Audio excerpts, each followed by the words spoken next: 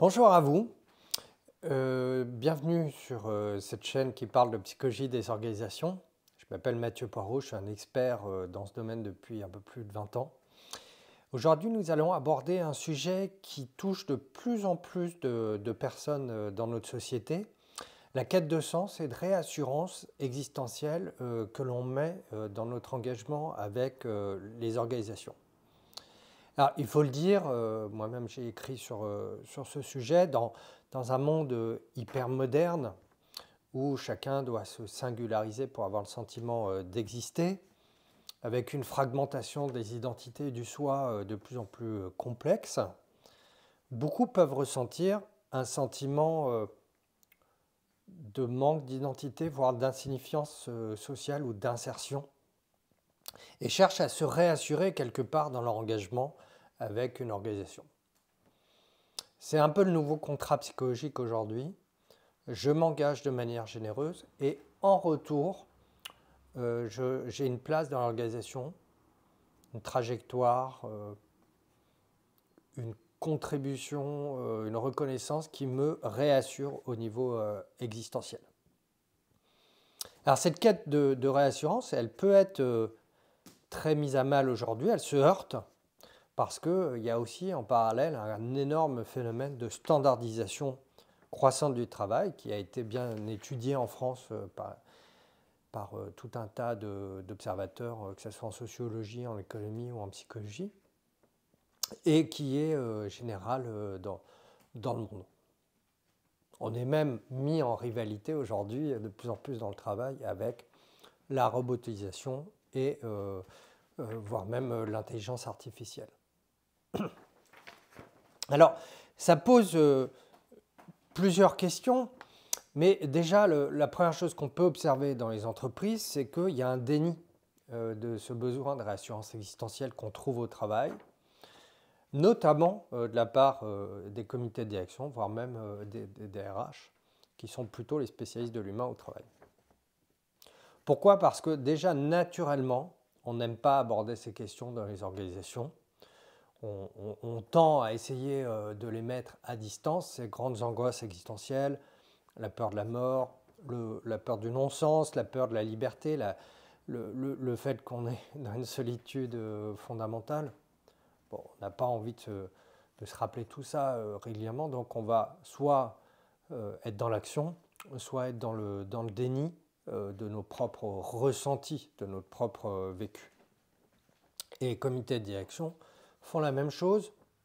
D'ailleurs, le pouvoir est souvent aussi une sorte de lexomile à des angoisses existentielles profondes.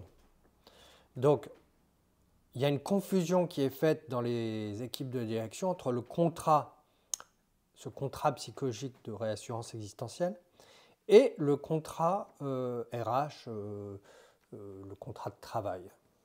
Quelque part, on discute de l'aspect technique, mais cet enjeu existentiel et relationnel, il est mis beaucoup à distance. Ce qui fait qu'il y a des maladresses qui sont faites, notamment dans des situations de transformation, j'y reviendrai. Et comme l'avait déjà noté le psychologue des organisations Argyris, Chris, à l'époque, il y a des routines organisationnelles défensives qui sont mises en place pour ne pas discuter justement de ces sujets un peu profonds et humains.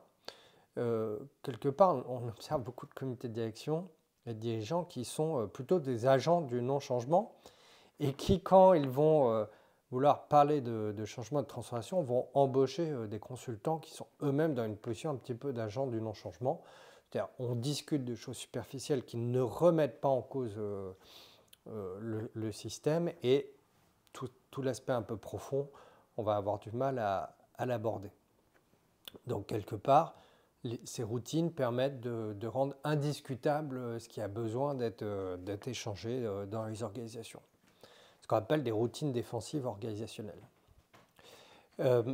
Notamment, ça va empêcher de pouvoir discuter des défis adaptatifs de l'organisation qui sont extrêmement importants, c'est-à-dire c'est la différence, je l'ai déjà évoqué dans une vidéo, entre des problèmes techniques simples et des choses qui doivent transformer à la fois l'identité et la structure de l'organisation pour faire face à quelque chose où on doit intégrer des choses contraires.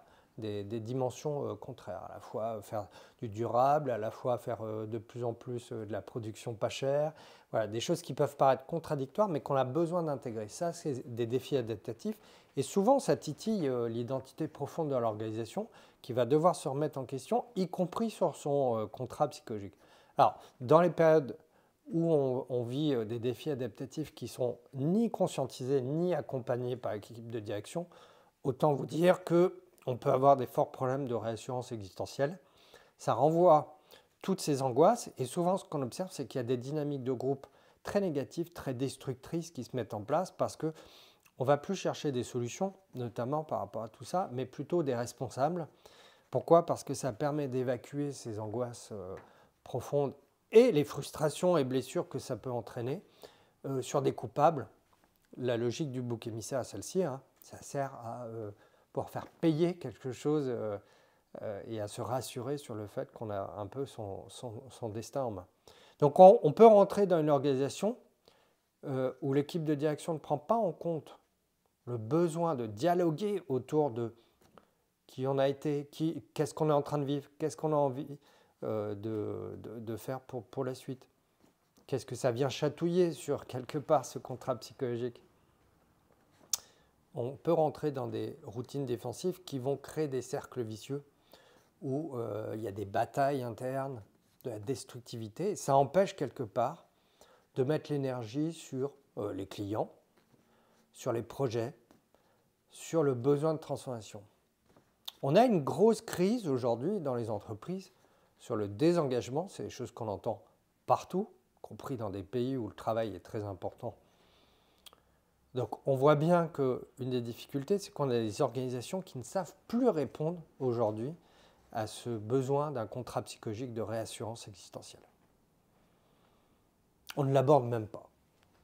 Donc une des solutions, c'est vraiment aussi que les consultants, que les accompagnants des entreprises, que les DRH, que les managers puissent sensibiliser les décideurs principaux sur le besoin de travailler ces questions-là aujourd'hui et de réfléchir à comment on peut instaurer un dialogue qui évite les routines défensives organisationnelles. Voilà, vous aurez l'occasion sur d'autres vidéos peut-être d'approfondir ce sujet. Merci pour votre attention. N'hésitez pas à vous abonner. S'il y a des commentaires aussi, n'hésitez pas à en faire, ça peut être intéressant. Voilà, et puis je vous souhaite une bonne journée de travail et à bientôt pour une autre vidéo.